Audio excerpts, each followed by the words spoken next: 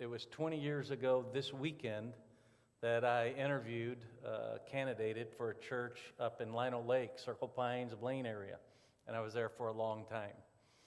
So I got a little Texan in me and a little bit of Minnesotan. So if you hear a y'all or something, that can happen. Interestingly, I'm married. My wife, 44 years this coming Friday. If you've seen the, that's for her. She should stand up.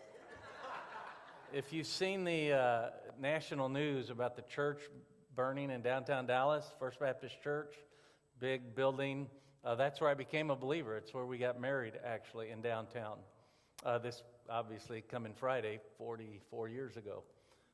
So that's just a little bit about my story and where I'm coming from. I want to talk this morning about the path that God has us on and staying on that path, the challenge it can be. The fact is, regardless of whether you're a believer, maybe you're not a believer, maybe you're thinking about becoming one, or maybe you were at one time and now you're just not sure. Whatever your life, we all have this path that we're on. We all have a journey that we're on. We're all trying to go somewhere or find something. Last week, Andrew talked about it when he talked about what is your life worth living, and we think, and he listed all those things about what makes life worth living. He talked about finances. He talked about relaxation. He talked about his obsession with video games and how he likes to play video games, his relaxation time. And we all have something that we think is worth living. Another way to think about it, to say the same thing, a little bit different, is we think it's worth living because we think life is better if we have that, right? That's the good life. What the ancients would have called, what's the good life? And they had all these ideas of this is what makes the good life. And whether you're religious or irreligious or whatever you are, you have this idea of what makes life good. What is the good life? What makes life better? And that's how you orient your life. This weekend, we spent time, my wife and I, at Rivertown Days.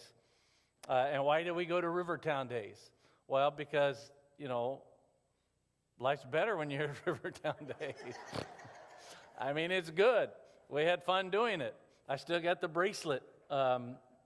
We sat outside last night and watched kind of the sun go down on the Mississippi in a band called Chasing Denver, which I thought would be about like John Denver, and I don't think there was a John Denver thing, but it was good music. They sang How Great Thou Art, and the sun's going down, and it's a river, and it's just fun. I won this yardstick. Yeah, this is my staff that and it's a staff in that I thought, well, yeah, it's like my staff as in staff on my church, which I have, but whatever. I won it. It's a yardstick. It's a blessing stick too. So there's y'all's blessing. Thank you for coming. I also won bowling, like for 4 people. Yeah, I know, and I suck at bowling, but my son is good, so we'll go play and invite 2 people and. Why do we do stuff like this? Because life is better. If I fill in the blank. Some of you are going on vacation next month, maybe next week. Why are you going to do that? Where are you going? If I sat down, you could tell me. If I spend 20, 30 minutes, I'm going to go do this. Why? What? Because life is just better. It's the good life. So God has a plan and a path for us. And I'm going to plan to give this stick to my wife because I don't know what I'll do with it if I keep it. Thanks. God has this path for us too. He has this plan for us. And I want to talk about that path. I want to kind of describe it. And then I want to talk about the challenge it is to stay on it. It can be difficult, can't it? Your pastor's been talking about the suffering servant. I've heard Andrew talk about that. And that idea, and I loved his image about a month ago about you Viking fans know what the suffering servant is. I mean, I'm such a glutton for suffering. I was like a season ticket holder for a short time. I mean, how bad is that, right? It's like it's not enough to sit at home and watch it and suffer. You have to go and spend money and time and crowds to suffer. And so... all joking aside, obviously what he has shared about Christ and his humility and following that path. Man, that's difficult. I don't know about you, but in my journey, it's been a challenge at times. There's times that I'm like, man, I don't know. It can be tough. And so I want to talk about that too. But first, let's just talk about the plan, okay? And I love this. It's let me start it this way. What is the first thing that God ever did with human beings? He made them, right? And he put them in a garden. He told them, what's the first thing? God's like, hey, Adam and Eve, I want to meet down by the big oak tree, 5 o'clock today down by the river, all right? And kind of talk about some stuff. And they're like, cool, that's awesome. We're not in trouble. No sin yet, so I'm not being called in the office. And so they meet. What's God going to say? Is he going to give them a mission? Is he going to give them some codes? Tell them some things, do's and don'ts? What's the very first thing out of God's mouth that he says? We read it in Genesis chapter 1. I'm going to lose my ticket. Verse 27 and 8. It's on PowerPoint here for you. This is the very first thing. It says, so God created human beings in his own image, male and female. Then God, he blessed them. He blessed them. That was God's plan. And how does he bless them? He tells them, go be fruitful, multiply, and then, manage this earth that I've given you with me. Come change the world, all right? I've made fish and birds and all that. You manage that. I'll take care of we'll do it together, God says.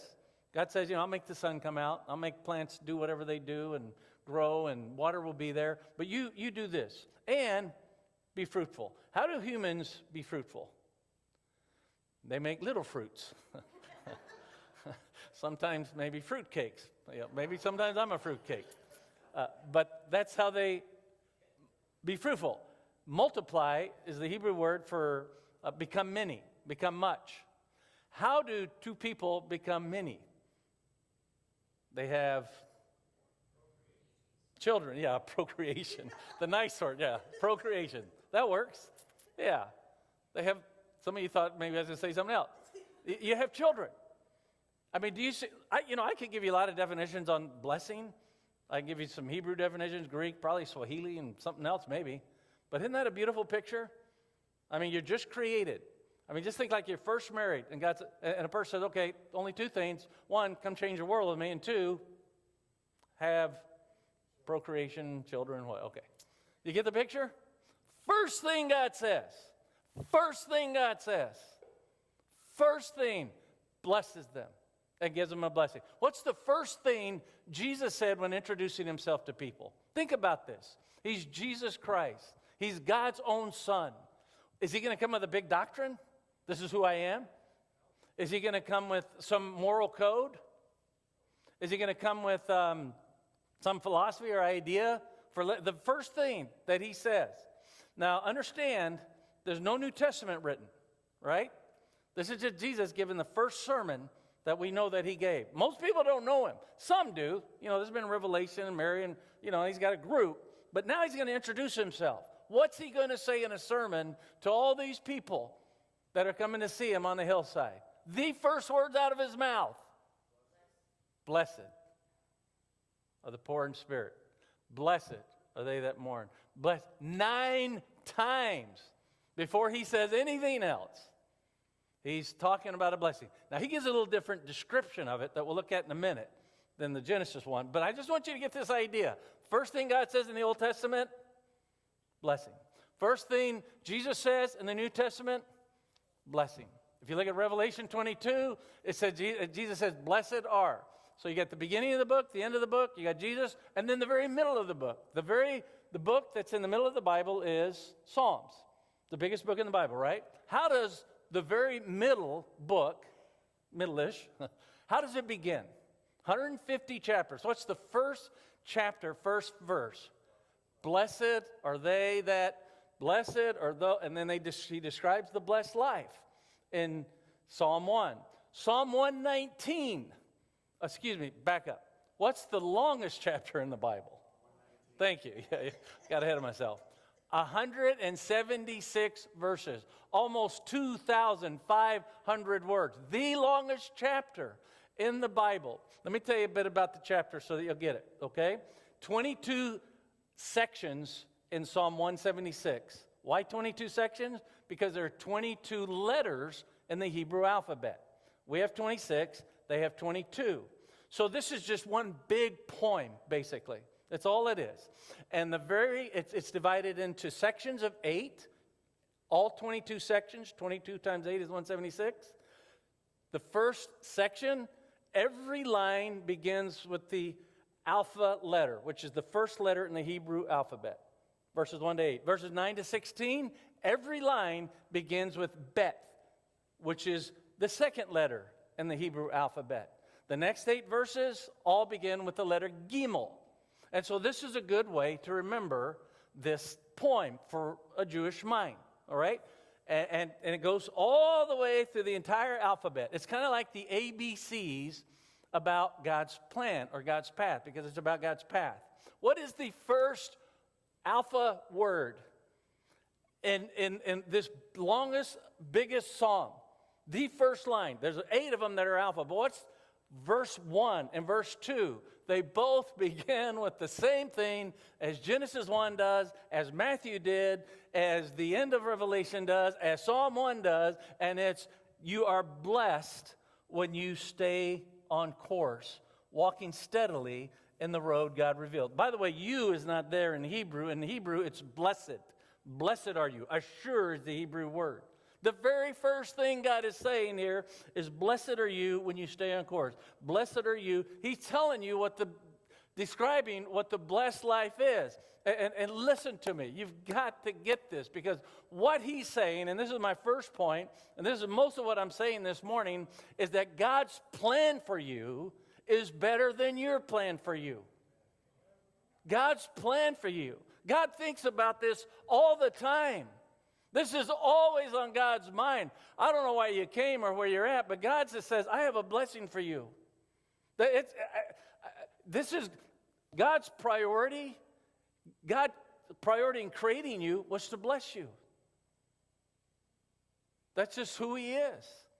All through it, his plan, whatever it is better than your plan. You have a plan for your life. I'm sure it's a good plan. You should probably follow it. I mean, you spend enough hours on it, don't we? I have. I'm retired, and I'm still trying to figure out what my plan is. I'm going to try to figure out what I'm going to be when I grow up. I don't know. Kind of weird. I'm 65, been doing this, and now I'm kind of like, okay. So I don't really know what it is, but I know it's good. And if you don't get this, nothing else I say is going to matter. If you don't get that God really wants to bless you, his plan is really better than your plan. Nothing Andrew says is going to matter. Nothing you read is going to matter. Nothing is going to matter if you don't buy this. I know it's not a description of the plan, but it's important that you get this part. Otherwise, the description doesn't matter. And staying on it doesn't matter. God's plan for you it's his priority. It's his alpha, right? It's his aleph, his first word, his alpha plan for you. Now, okay, so let's say we buy that. Then the question is, well, what is it exactly? And how do we stay on it? Or the challenge, but what is, describe it. Is it just morality? Is it just like, okay, just obey? Just be a good person, feed your dog, pay your taxes, go to Rivertown or something. What is it? Describe it. I love this image I want to show you of this guy getting married, and the pastor says, and now if you would like to repeat your vows. And the man, I love this guy. I love this picture. Oh my gosh. So studious. Such a good husband. Such a great guy. I will say my vows. And I think of this as a guy kind of renewing their vows. They've been married. Look how old they are. Right? They're renewing their vows. Even if they're not, he's been around. He knows what vows are. I got this part down. I know exactly what marriage is. A-E, I owe you. I owe you, A-E. Alice and Edwards or whatever your name is. He's been married all this time. He ain't figured it out. I think we're that way with God. We don't get God's plan. We think it's a moral code. Just be good. Don't do this, don't do that, don't do this. Listen, God's not here to kind of mess you, to bore you. He's not here to just make life difficult, to guilt you, to condemn you. Whatever you think of God's plan is, if it's just something that simple, that's not it. It's not to just grin and bear it and hope things work out. Yeah, we can do that though, can't we? So I want to just kind of explain this plan a little bit by looking at these verses, and also we'll go back to the Matthew verse. But look at verse 3, 4, 5, and 6 in this psalm. It says, that's right, you don't go off on your own. You walk straight along the road he set. You, God, prescribed the right way to live. Now you expect us to live it. I like this word prescribed. In Hebrew, it's precept. I think in the NIV, it calls it precept. There are 7 different words for God's path. One is law, Torah. That was verse 1. You stay on Torah, and that's codified by the 10 Commandments, as well as the Hear, O Israel, the Lord your God is one God, and you shall love God with all your heart. Jesus said it that way, didn't he? The biggest commandment, love God with all your heart. It's also a Hebrew word for testimony. 7 different Hebrew words for the path. Law, testimony, precept is another word. Statue. We don't even know what statutes are. We think of there's a statue. Decrees, commands. I like it how it says it here, and then verse 5 and 6. Oh, that my steps may be steady, keep me to the course you've set. Then I never have any regrets in comparing my life with your counsel. And so, this idea of precepts, God's prescription. I had surgery a couple months ago, and after the surgery, the doctor gave me a prescription. He said, for 6 weeks you can't lift but 20 pounds. You need to rest. If any of the scars start bleeding, then come back and see me. Take these medications, these drugs that I've given you, and follow the prescription. I'm like, okay. So I get home. 3 days later, my grandson comes to see me. He's a little over 20 pounds, about 20 months. A big 20-month kid. Now he's 23 months. Anyway, so he comes to see me, and he walks in, and he says, Grandpa the Great. I'm kind of working on the great part. That's not there yet, but I can hear it. And he comes up, and he hugs me, and I reach down, and I pick him up, and a little voice goes off inside my head. My doctor's voice. Don't pick up. And so I hear that voice, and I say, what does he know? Man, the last time I saw him, he drugged me while I was naked, and he cut on me. That was no fun. That's painful. I didn't do that. I could have, but I followed the prescription. I haven't always done that. I never got a flu shot for years. I'm a pretty healthy guy, so I just didn't go, and I never got flu shots. 3 years ago, I got the flu, pretty good, and I'm pretty sure it's a flu. I went and got checked for COVID. It wasn't COVID, so it had to be the flu, I guess. I don't know. I didn't check for that. So 2 years ago, I got really sick again. Friday, I lost everything in me, felt like. Sunday, I actually preached. I watched that later, and it looked like death. And I went in Monday to see the doctor, or the clinic actually here in Hastings, and they said, well, you don't got the flu, you got both strands of the flu, the A and the B. So I'm like, okay. Last year, I get a flu shot. And then the shingle shot they're pushing. I'm probably going to do that at some point. I remember the first time I got gout about 3 years ago. I thought, I'll just tough this out. My body will heal itself. Oh, man, that was really, really bad pain. Second time I got it, 4 months later, I went in. And I haven't had it since. You see, a prescription, the doctor expects you to follow it. That's what he's saying. You, God, prescribe the way to live. Now you expect us to follow it. If you don't follow the prescription, if I'd have picked him up, then it's not. You see what I'm getting at here? It's nuanced. God's path is not just, it is laws. There are commands. It's not that it's less than that, but it's not only that. It's very nuanced, and it has all kinds of ways to think about it. I love the way Tim Keller says this, or he says, It's easy to mistake a morally restrained heart for a spiritually changed heart. That's the plan, is for your heart to be changed. Think of the fruit of the Spirit. Those aren't moral things you can go do. Those are a changed heart. And so that's what God's doing. And yeah, codes and laws are part of that, but it's a whole lot more than that. There are precepts, there's understanding, there's prescriptions, there's people involved in helping you with that. It's just a very nuanced thing. And like I said, I'm retired and I'm not exactly sure what the path is. I'm like, that's why I'm so qualified to tell you, by the way, because I don't know. But I do know who it is. I know who it's following, and I know it can be very nuanced like that. All right? But it's about a changed heart. It's about something that God wants to do deep inside your heart and in your life. If you want a good picture of it, look at the Sermon on the Mount. And I think this kind of gets into why is it difficult to stay on it, all right? So let's say we get that God's plan's better for me than my plan, all right? And we get that it's a little nuanced. It's not always, A-E-I-O-U. Then it's tough to stay on, though. Matthew, when Jesus had the Sermon on the Mount, remember he said that if you look on a woman, you've committed adultery in your heart. If you are angry toward your brother and say words, yeah, you haven't murdered him, but you've done the violence to do that. None of that's the good life. Matthew, by the way, the Sermon on the Mount is a great picture of the good life. How to deal with enemies, how to deal with money, how to deal with hypocrisy, how to spot hypocrisy in yourself, the misuse of religion that happens, judging others.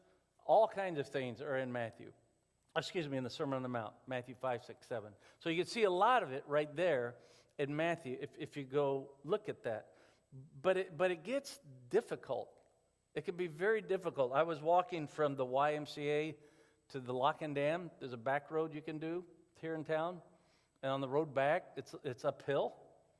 And as I was coming back, my wife and I, people were coming by in bicycles, and their tongue is hanging out. They're going uphill. It's steep. It's hard. And then there were people coming by on their electric bikes. They got their little finger out, they'll drink. And one of the people on one of the difficult bikes, you can hear him say, "How come I got it so hard and they got it so easy?" You ever feel that way about your path or your journey? How come it's so hard for me and it seems so easy for them? What's up with that? Think of what Jesus said when he talks about the blessed life. He said, "Blessed are the peacemakers." You talk about an uphill. Have you ever tried to be a peacekeeper? Seriously? I mean, for people who do not want to get along.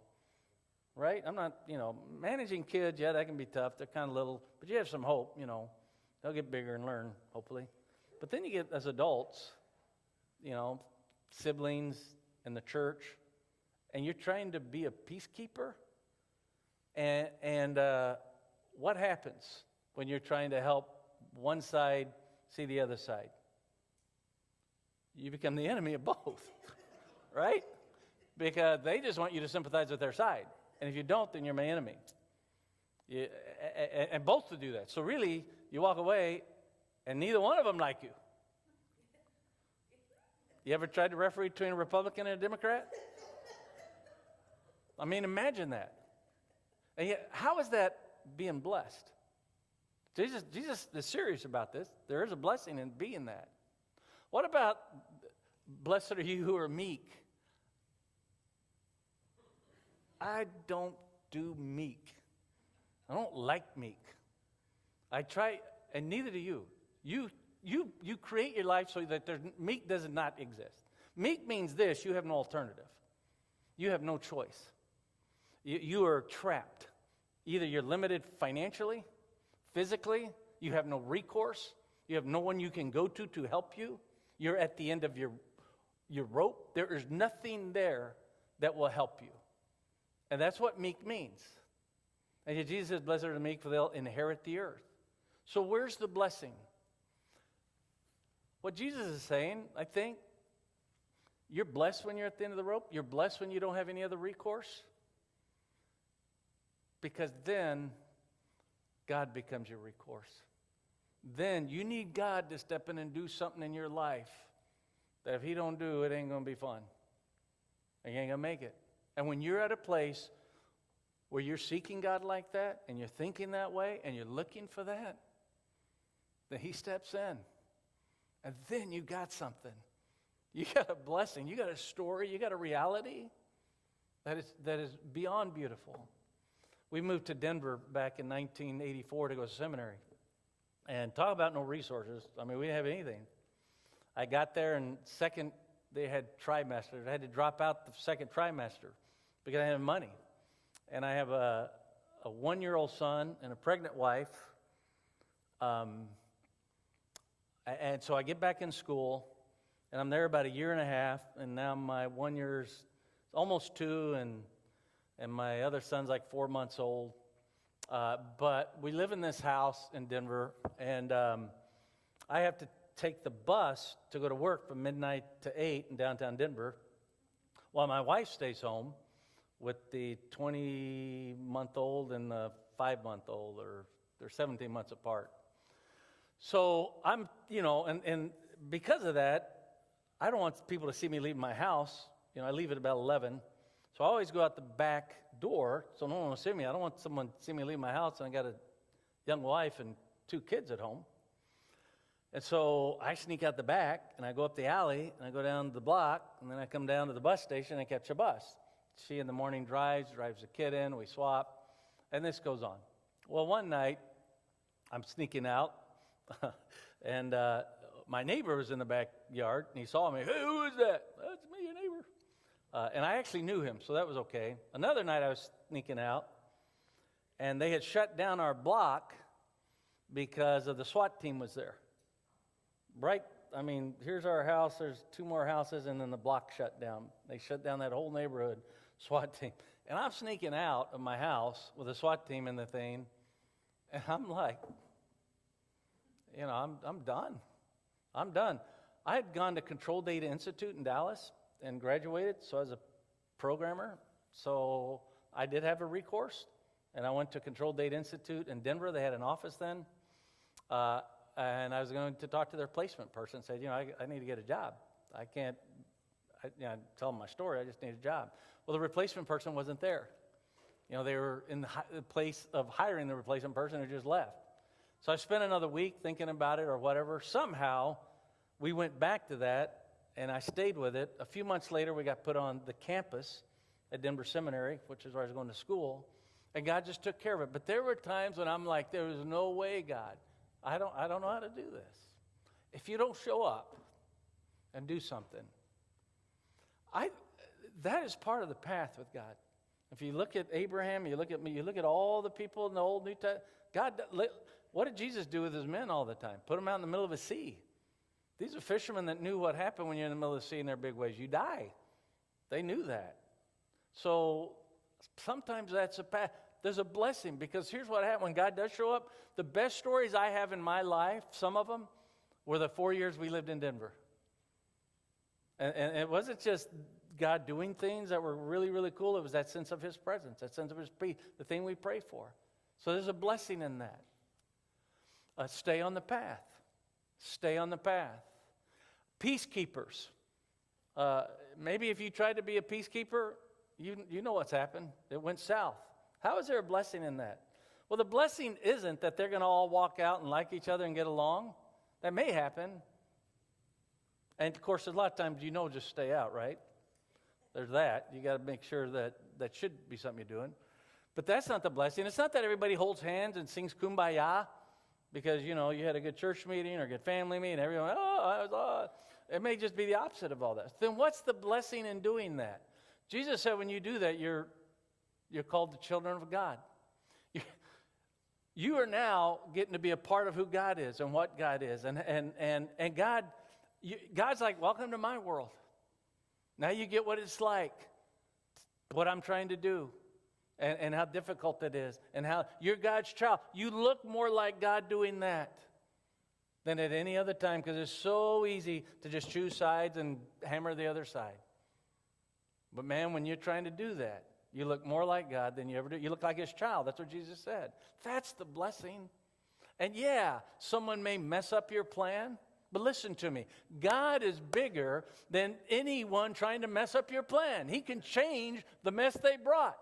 Or anything that something does or someone does, God is bigger than whatever that is. And how He does it, I don't know. He's God. There's a lot of times we don't know what God's plan is. We have no clue. We're just there, and we just do it, like that peacekeeping thing that may have happened. Kirk Cousins, who used to be our friend, he's now our enemy. We got to love our enemy, so we love him. Well, he's a brother, though, so we got to love him, the brother and enemy. Anyway, Kirk Cousins, I heard he's a Jesus guy. He is. He's a brother. And he tells the story, I heard it this week, of when he was in high school.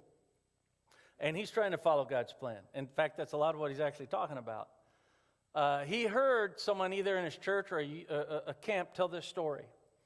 A guy was told to go to this field, monster rock in this field, and push on that rock. And so the guy did. He went out there and he pushed with all his might on that rock. About an hour a day, and he did this 1 week, 3 weeks, a month, 2 months, 3 months. Satan came to him and said, "You're wasting your time. Why do you keep trying to push that rock and move that rock and make it move? Yeah, it ain't going to happen." So the guy quit. He goes, "Yeah, that's a waste of my time." And God said, "How come you quit pushing the rock?" And the guy said, "Well, it never moved." God said, "Well, who said anything about it moving? I didn't tell you to move it. I just told you to push it." And have you seen, by the way, how broader your shoulders are since you've been pushing on that rock? So that the heavy load that you have to carry when you're doing your job, you're able to do it better? Have you seen the stamina that you now have from doing that 1 hour rock pushing? That now the stamina you need to take care of the kids that you're taking care of, you have that stamina because you've been doing that? I never told you to move it. I just said push. And sometimes that's the path. Stay on the path.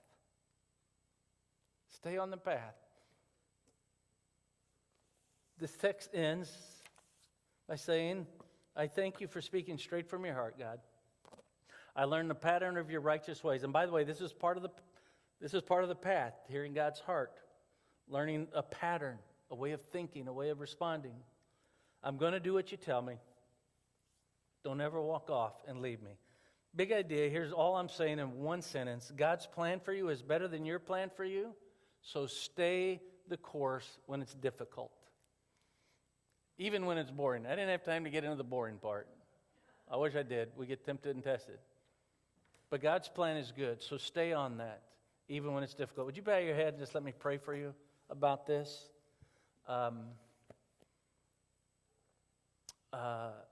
Just keep your heads bowed, and this is kind of your time with God, your time to say, "Okay, Lord, what do you want me to take home from this? What is it that I need to, hear from you to be on this path?" And I wish I could look into your heart and see what God sees. You've been hurt, perhaps, by being on the path that God has, and maybe you want to quit. You're struggling. I get it. I've been there. I wish I could see into your soul where you maybe wounded yourself by wandering away from God, wandering away from family, the gospel, people that care about you. God says, "Look, I know your pain, the pain that has made you want to quit. I know it. Stay on course. Stay to your walk that I've given you. It's good that you're still on course, but don't quit. Don't quit seeking him. He's your only refuge. Don't let pain define you. You're not a victim." Some of you, maybe you've wandered off the path. We've done it, perhaps. Maybe you've been off it for years. And the Father says, "Would you come back? Come home? You know this is where you belong. You know this is where you feel most alive."